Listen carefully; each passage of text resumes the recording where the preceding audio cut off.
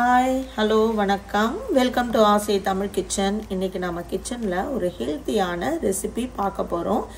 Vegetarian recipe. இது வந்து soya, நம்ம ஊரில் மீல் மேக்கர்னு சொல்லுவாங்க. இது நான் இன்றைக்கி ஒரு 500 கிராம்ஸ் எடுத்து நல்ல சுட சுட தண்ணியில் ஒரு ½ அன் ஹவர் ஊற வச்சு அப்புறம் அந்த தண்ணியெல்லாம் பிழிஞ்சு எடுத்துகிட்டு இந்த மாதிரி எடுத்துக்கிட்டேன். இப்போ பாருங்கள், அது எவ்வளோ நல்லா சாஃப்டாக இருக்குது பாருங்கள். ஸோ இதில் தான் நம்ம ஒரு சுக்கா பண்ண போகிறோம். ஸோ இந்த மாதிரி ஊற வச்சு தண்ணியெல்லாம் பிழிஞ்சு எடுத்துக்கிட்டு இதை நம்ம பாதியாக கட் பண்ணிக்கிறோம். இந்த மாதிரி கட் பண்ணி எல்லா சோயாவையும் எடுத்துக்கிறோம். ஸோ இதில் நிறைய ஹெல்த் பெனிஃபிட்ஸ் இருக்குங்க. என்னென்ன ஹெல்த் பெனிஃபிட்ஸ் இதில் இருக்குப்பா? இது soy is a vegan product. The advantage of soy is the protein very high amount, carbohydrate is very low. If you want to select a product which is low carb, high protein, vegan, soy and tofu are the best options. இப்போ நீங்கள் வேறு வகையான vegan vegetarian paste protein increase பண்ணணும்னா நீங்கள் பருப்பு வகைகள், sick piece, beans இதுதான் protein சோர்ஸாக இருக்கும். பட் அதில் கார்போஹைட்ரேட்டும் 30 to 40% ஜாயிண்டாக இருக்கும். So it is not a great protein intake for vegetarian who are diabetic etc. Still it is good, but the more best option would be soy and tofu. நம்ம soya chunks எல்லாம் பாதி பாதியாக cut பண்ணி வச்சாச்சு. இப்போ ஒரு நல்ல அகல கடாய் எடுத்துக்கோங்க. அதில் கொஞ்சமாக எண்ணெய் விட்டுக்கோங்க. கடுகு சேர்த்துக்கோங்க. ரொம்ப கடுகு வேண்டாம், கொஞ்சமாக கடுகு சேர்த்துக்கோங்க.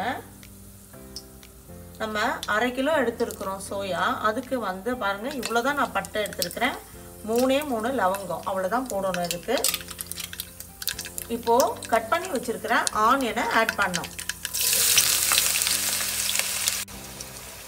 500 கிராம் சோயாவுக்கு மீடியம் சைஸ் ஆனியன் 2 ஆனியன் நல்லா சின்னதாக சாப் பண்ணி நான் ஆட் பண்ணிக்கிறேன். ஸோ ஆனியன் வதங்கட்டும். ஆனியன் வதங்கும் போதே நம்ம பச்சை மிளகா ஆட் பண்ணிக்கலாம். ஒரு 6 பச்சை மிளகா ஆட் பண்ணியிருக்கிறேன். இப்போ இதில் கொஞ்சம் உப்பு ஆட் பண்ணிக்கோங்க. ஸோ ஆனியன் நல்லா வதங்கி வரும். இப்போ கறி லீவ்ஸ் கொஞ்சமாக ஆட் பண்ணிக்கலாம். கொத்தமல்லியும் நம்ம ஆட் பண்ணிக்கலாம். கொத்தமல்லி எண்ணெயில் வதங்கும் போது ஒரு நல்ல டேஸ்ட்டும் ஃப்ளேவரும் இருக்கும். ஸோ அதனால் நம்ம அதை ஆட் பண்ணிக்கலாம்.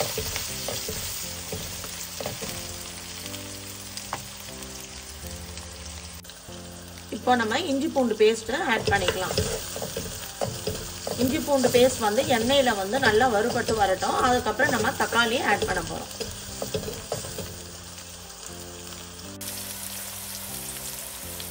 இப்போ பாருங்கள், வெங்காயம் நல்லா கிளாஸ் மாதிரி வந்துருச்சு. இப்போ நம்ம தக்காளி ஆட் பண்ணிக்கலாம். தக்காளி ரொம்ப கம்மியாக தான் ஆட் பண்ணணும். 2 சின்ன வெரி ஸ்மால் சைஸ் டொமேட்டோ நான் ஒரு 3 எடுத்து இப்படி கட் பண்ணி ஆட் பண்ணிக்கிறேன். ஏன்னா நம்ம இது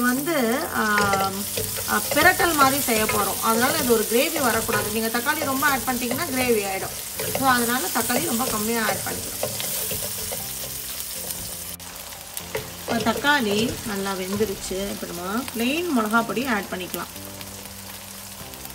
உங்களுக்கு காரம் எவ்வளோ வேணுமோ அதுக்கேற்ற மாதிரி நீங்கள் ஆட் பண்ணிக்கோங்க. ஏன்னா நம்ம கடைசியாக பெப்பரும் போட போகிறோம். அதனால் பார்த்து ஆட் பண்ணிக்கோங்க.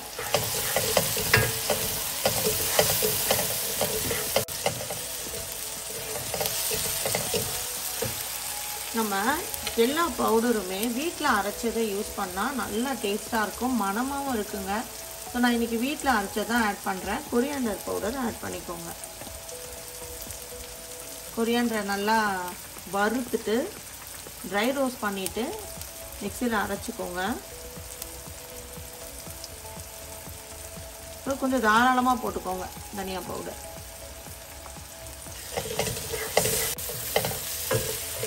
ஜீரக பவுடர் ரொம்ப கம்மியாக, பட்டும் படாமல் ஆட் பண்ணிக்கோங்க.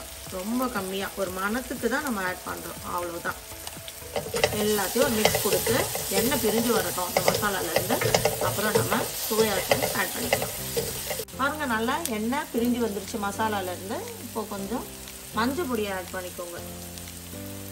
ஆட் பண்ணிவிட்டு உடனேயே நம்ம ஊற வச்சு நல்லா கட் பண்ணி வச்சுருக்கிற அந்த சோயாவை ஆட் பண்ண போகிறோம்.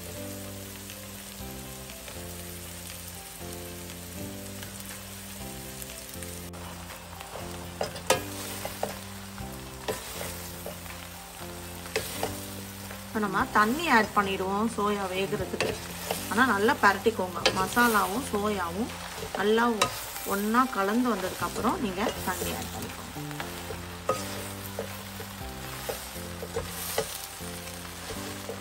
ஸோ நான் வந்து டேஸ்ட் பார்த்தேங்க, உப்பு கொஞ்சம் கம்மியாக இருந்தது. நான் உப்பு ஆட் பண்ணிக்கிட்டேன். இந்த டயத்தில் உங்களுக்கு காரம் பார்த்துக்கோங்க. உங்களுக்கு காரம் அதிகமாக வேணும்னா நீங்கள் ஆட் பண்ணிக்கோங்க. ஏன்னா நம்ம கடைசியாக கரம் மசாலா கொஞ்சம் அப்புறம் மிளகு கொஞ்சம் அப்படியே நம்ம தூவி நெய்யெல்லாம் போட போகிறோம்.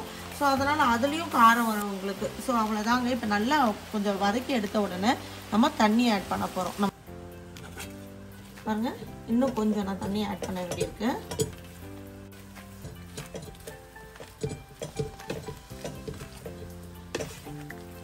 பாருங்க, தண்ணி இந்த அளவுக்கு இருக்கணும். இப்போ நல்லா ஒரு மூடியை போட்டு மூடி வச்சுருங்க. தண்ணி எல்லாம் நல்லா உறிஞ்சு நல்லா ட்ரையாக வரும் பாருங்கள். அப்போ தான் நம்ம மற்ற இன்க்ரீடியன்ட்ஸ் ஆட் பண்ண போகிறோம். உப்பு கண்டிப்பாக இந்த டயத்தில் பார்த்துருங்க. ஏன்னா இது தண்ணியில் வேக போகுது இல்லையா. உப்பு இல்லாமல் இருந்ததுன்னா நல்லா இருக்காது. ஏன்னா சோயாவே வந்து பிளாண்டாக தான் இருக்கும். ஸோ இப்போ உப்பு பார்த்துக்கோங்க, பார்த்து போட்டுக்கோங்க. இப்போ நம்ம மூடி வச்சிடலாம். தண்ணியில் நல்லா வதங்க விட்டு நம்ம மற்ற இன்க்ரீடியன்ட்ஸ் ஆட் பண்ணிக்கலாம். பாருங்க, தண்ணி வந்து நான் ஒரு 10 நிமிஷமாக இது கொதிச்சுட்டு இருக்கு. தண்ணி ஓரளவுக்கு நல்லா வதங்கிடுச்சு. பாருங்கள், இன்னும் இந்த தண்ணியும் போகணும். அது வரைக்கும் நம்ம நல்லா அடுப்புலேயே வச்சு இன்னும் கொஞ்சம் வேக வைப்போம். அப்போ தான் ஓரளவுக்கு நல்லா ட்ரையாக வரும். நல்லா 20 மினிட்ஸ் ஆச்சுங்க அந்த தண்ணி எல்லாம் வதங்குறதுக்கு. இப்போ நம்ம ட்ரை பவுடர்ஸை ஆட் பண்ணிக்கலாம். பெப்பர் ஆட் பண்ணிக்கலாம். காரம் இப்போ நல்லாவே இருக்குது. அதனால் பெப்பர் வந்து நம்ம கொஞ்சமாக பார்த்து ஆட் பண்ணிக்கோங்க.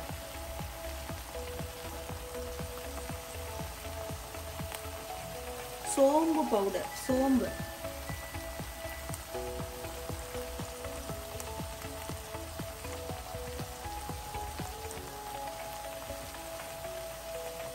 கொரியாண்டர்,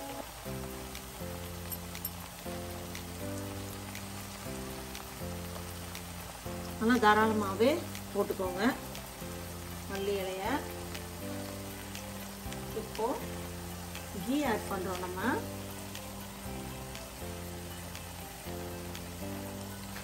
ஒரு டேஸ்ட்டுக்காக தான்.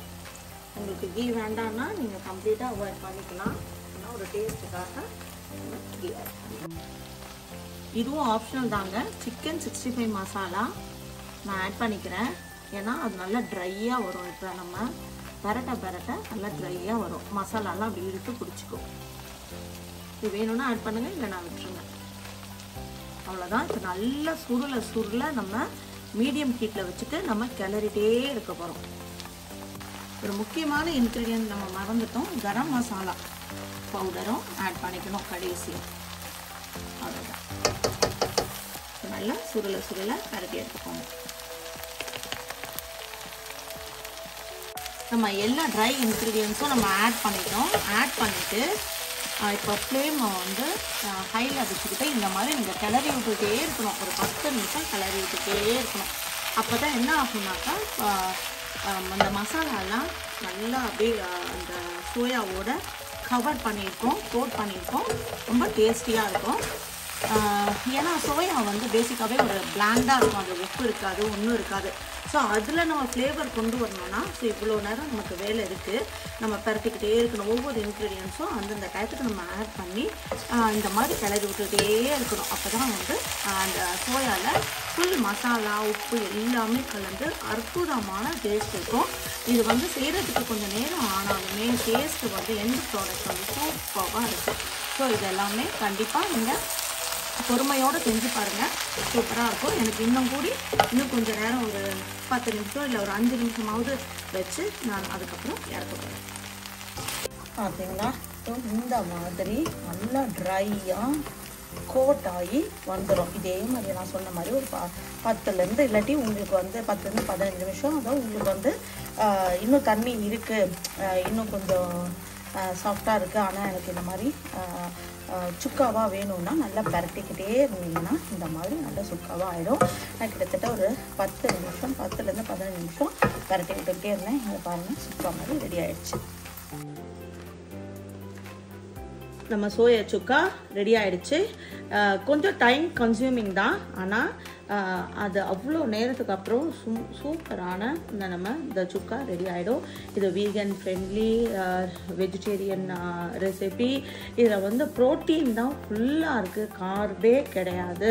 ஸோ இது வந்து நம்ம மசில் டெவலப் பண்ணணும்னு நினைக்கிறவங்களும் சரி, இல்லைனா வந்து ஹெல்த்தியாக சாப்பிட்ணும், கார்ப் இருக்கக்கூடாதுன்னு சொல்கிறவங்களும் சரி, இல்லை சுகர் பேஷண்ட் ஆகட்டும், இது நம்ம சாப்பிட்லாம். இது வந்து சாப்பாடு கூட வச்சு சாப்பிடுங்க, சப்பாத்தி கூட சாப்பிடுங்க, அப்படி இல்லைனா ஸ்நாக்காக கூட நீங்கள் சாப்பிட்லாம். அவ்வளோ டேஸ்ட்டு. கண்டிப்பாக நீங்கள் மஸ்ட் ட்ரை ரெசிபியாக இருக்கும்.